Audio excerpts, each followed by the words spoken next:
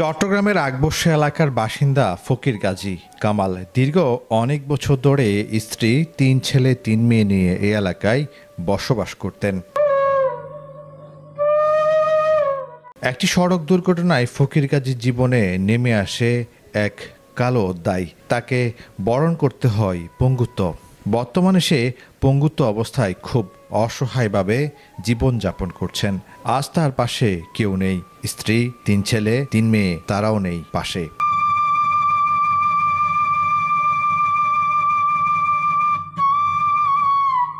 তাই তো জীবনে বেঁচে থাকার তাগিদে তিনি বেছে নিয়েছেন ৪ চাকার খাটিয়া ভ্যান।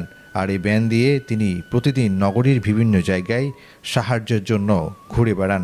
সারাদিন যা পান সেটা দিয়ে তার জীবন চলে যায়। চট্টগ্রাম শহরে এভাবেই অনেক অসহায় পঙ্গুত্ব মানুষ জীবিকা নির্বাহ করছেন।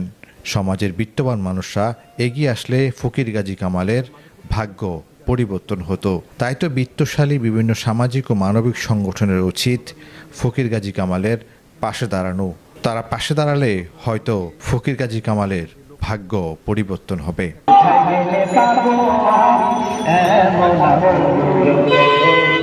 নিউজ ডেস্ক, প্রতিদিনের কাগজ, চট্টগ্রাম।